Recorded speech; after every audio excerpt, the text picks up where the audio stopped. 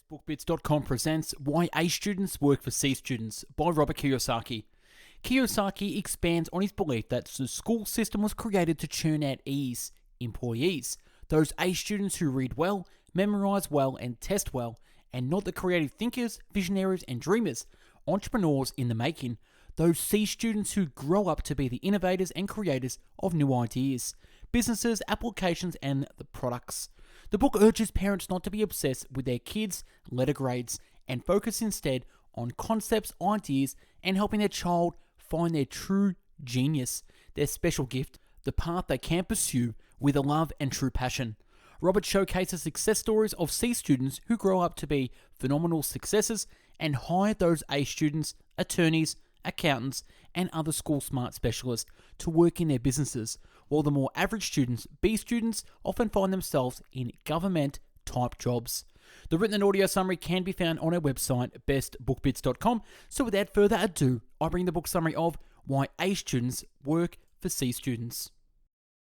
The education system and the American dream.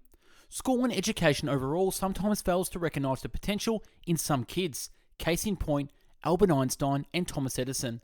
They were both labelled as insubordinate, headstrong, clumsy, and mixed up. Nonetheless, they came out of the woodwork years later and revolutionised the world with their great inventions.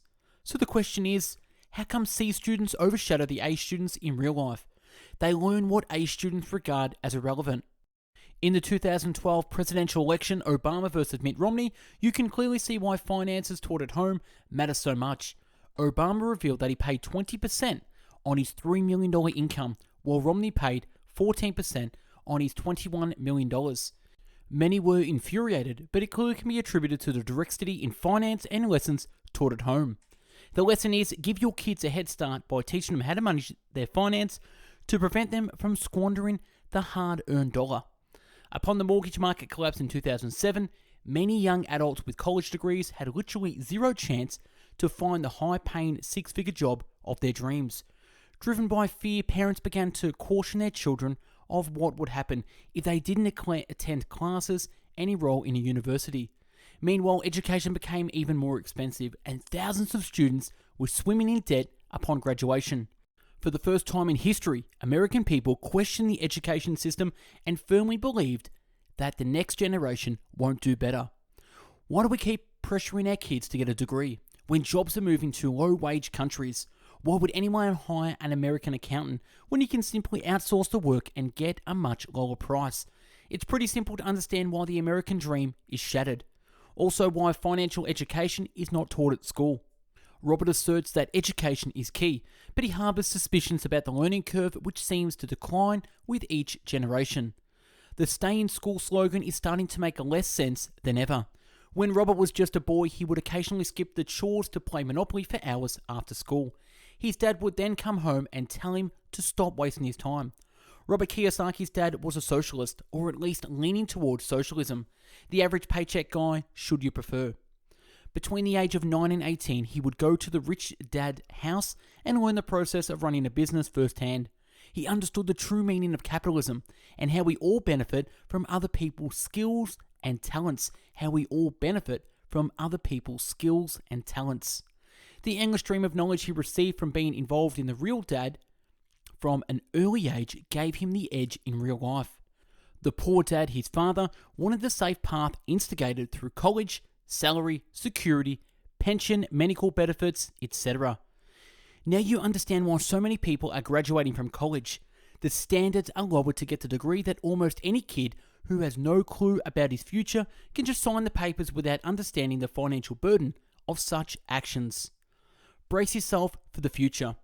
You cannot help but notice that parents and people in general try to protect their children from the harsh reality of today. As the world progresses, new expenses and liabilities will incur, leading to even greater uncertainty. Hence, many kids straight out of college cannot seem to fit in this workforce. This leads to a backlash and the rise of the phenomenon known as the boomerang kids. These are kids who cannot survive on their own and are relying upon their aging parents to take care of them. E for employee, S for small business or self-employed, B for big business, 500 employees or more, and I for investor. Quadrant E Employees represent the majority of the workforce and are mainly those who strive for higher paychecks. Quadrant S, a large chunk of people here are the A students, such as doctors, lawyers, etc. And Quadrant B, the innovators, the business creators such as Steve Jobs, Bill Gates, etc. Quadrant I, active investors such as Warren Buffett. Your mum and dad want you to fall into the E and S quadrants because it's much safer, while the rich dad prepares you to take over the I or B quadrant.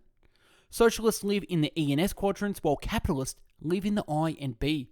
Whenever people shout, tax the rich, they don't understand that the taxes are raised on high earners, which means people from the E and S quadrants. Investors and smart entrepreneurs prefer to remain capitalists who create jobs and value effort. It's not too sketchy for them to find legal ways to pay less taxes. It's simply a matter of finances, not a matter of policies. If you are keen to prepare your child for the battle line up ahead, you have to make sure that you're teaching them how to spend wisely and avoid unnecessary cost. In all honesty, it's never too late to change quadrants and start thinking critically. Address the problem and start learning.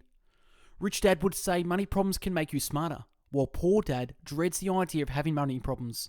You have to understand that long gone are the days when a person would get a job and spend 40 to 45 years in a single company only to retire and accrue various benefits. The main bridge between wealthiness and poorness is how we handle the money problems. In addition, let's take a look at the windows of learning that Robert holds in high regard. Birth to the age of 12, quantum learning. Age 12 to 24, rebellious learning. And ages 24 to 36, professional learning. During this period, you'll see whether the system compromises of both parents and schooling has taught you well. Rich dad places emphasis on assets, while poor dad on liabilities. You have to know where you draw the line by singling out the things which put money into your pocket and eliminating the ones that squeeze every bit of money that you earn. B's and I's focus on asset acquisition, unlike E's and S's, who are not prone to think critically. The cone of learning. After 2 weeks, we tend to remember. And on the right side, nature of involvement. 90% of what we say and do, doing the real thing, stimulating the real experience, doing a dramatic presentation, which is active. 70% of what we say, giving a talk, participating in a discussion. 50% of what we hear and see, seeing it done on location, watching a demonstration, looking at an exhibit, watching a demonstration, watching a movie. 30% of what we see, looking at pictures. 20% of what we hear, hearing words, lecture. And 10% of what we read is reading. All of this is passive. According to Albert Einstein, insanity is doing the same thing over and over again and expecting a different result. It is insanity to say to your child, go to school and get a job, when jobs are being shipped overseas or replaced by advances in technology. It is insanity to say work hard, when the harder you work to earn more money, the more taxes you pay. It is insanity to say save money, when money is no longer money, but debt and IOU from the taxpayers. It's insanity to say your house is an asset, when in reality, a liability. Traditional education prioritizes content, not context. Context person holds the true meaning, and without it, content would not exist.